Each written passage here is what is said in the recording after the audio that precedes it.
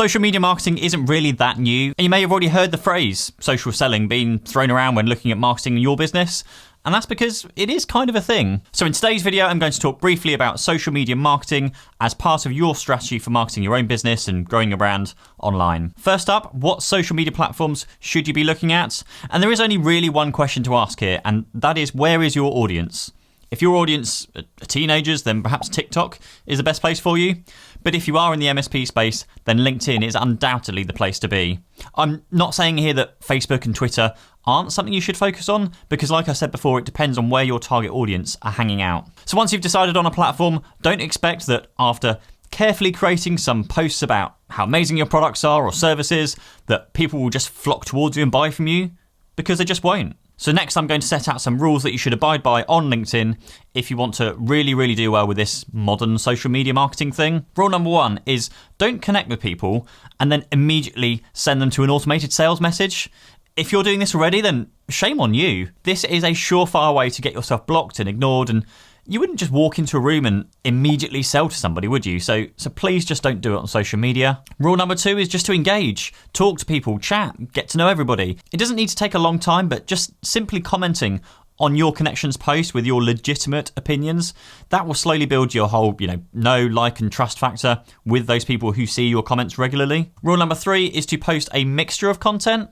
Yes, you can post all those usual MSP type posts, look at this latest cyber breach. But again, most of the public see these as sales pitches. Here in the UK, for example, the government has ordered a second lockdown, so people must work from home where they can.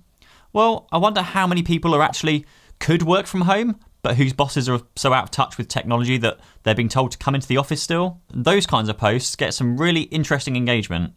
So pick up your phone and post whatever comes to your mind. This could be a few times per day or maybe a few times per week. There is no formula for how many times you should post. Post content, engage, and chat via the comments.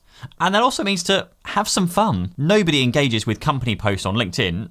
Not really. But why not live a little and have some fun with your marketing? Apply some personality to your posts. There have been some hysterical posts from the likes of Innocent Smoothies, as well as some really creative and more recently down-to-earth posts from even the giants like Burger King.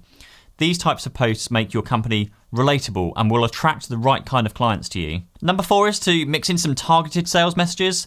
What I personally found works really well is to use a social media scheduling tool much like HubSpot or Hootsuite or MeetEdgar and schedule the odd direct sales message once or twice per week. If you do this right, then whilst you're focusing on your organic content and conversations and that whole know, like and trust thing, you'll also get the odd sale through from those scheduled posts. Just make sure that the volume of those sales posts are way less than the number of useful posts that you're putting out each day, every week. And if you want to understand why, then read this one. Gary Vaynerchuk, jab, jab, jab, jab, jab, jab, jab, jab, right hook. And then final rule, number 5, is consistency. Just keep up with all of the above, and over time you'll build a network of people who will get to know you, know your company, your products, your services, and providing you're putting out the right kind of messages that make you and your business attractive, then you will see change over time. People will approach you and you will get some business out of it. In the next video, I'm going to talk about one of my favorite topics for marketing your MSP, which is video marketing. So stick around for those and I'll see you in the next video. Thank you.